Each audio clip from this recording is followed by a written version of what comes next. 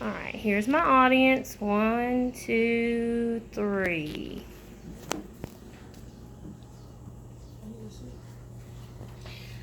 Sit down. Stop moving. Stop fidgeting.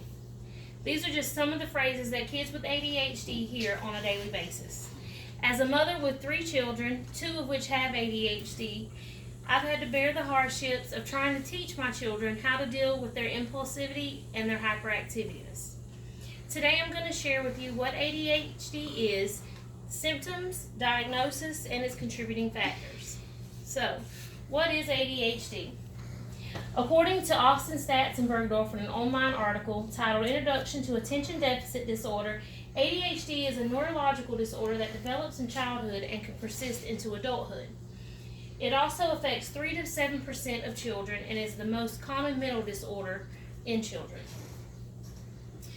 Recognizing the signs and symptoms of ADHD, according to Fabio Castriano and Rondini in a 2012 article from the Journal of Attention Disorders titled ADHD, there are behavioral signs which include hyperactivity, impulsiveness, intolerance with frustration.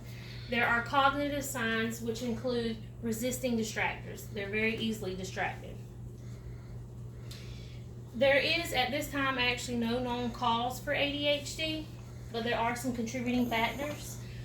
Nutritional factors and food allergies.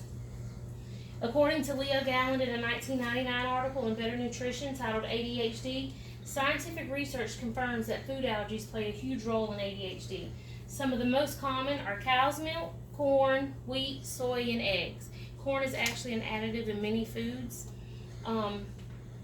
But altogether there were some 48 foods that can trigger ADHD. Another contributing factor is smoking during pregnancy.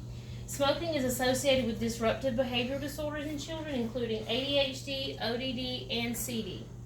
It did go on to say that although research has not found the actual link between smoking and these disorders, there is a link and further research is being done. There's always help if you recognize the signs and symptoms. Diagnosis of ADHD is a multi-step process, according to the CDC in an online article titled ADHD. Healthcare professionals use the guidelines in the American Psychiatric Association's Diagnostic and Statistical Manual, also called the DSM-5. The DSM-5 is a test, and the children need to meet one or more of the criteria. Inattention, which means they fail to give attention to details. They don't seem to listen when they're spoken to, and they lose things necessary for tasks. Also, hyperactivity, they fidget, they talk constantly, they have trouble waiting their turns, they interrupt conversations. Other conditions that need to be met, the symptoms must be present before 12 years of age, and the symptoms can't be explained by another mental disorder. There are treatment options, and one of those treatment options is behavioral therapy. The goals of behavior therapy are to learn to strengthen positive behaviors and to limit unwanted behaviors. So they have therapy that can include training for parents, training for children, and a combination of both. And it's always better to try behavior therapy first. And there's always medication. There are several types of medication. 70 to 80% of children use stimulants. They're fast acting and they have fewer symptoms when they are on these medications. There's also non-stimulants. They don't work as fast, but they last up to 24 hours. Medication can affect different children in different ways, so it's always good to be, patient with your doctor, so they can find the right dose and the right medication that's going to help your child. As you can see, ADHD is a very common childhood mental disorder. It's a disorder that's affecting more and more children each and every day.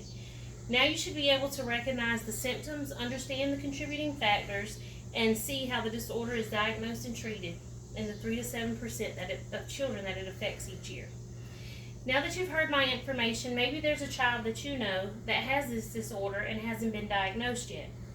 You now have some information you can share in order to help that child or the parents get that child the help they may need. Today, I'm going to leave you with a quote from an anonymous author which will pretty much sum up the thought process of a child with ADHD. My thoughts are like butterflies. They are beautiful, but they fly away. Thank you. And here's my audience again.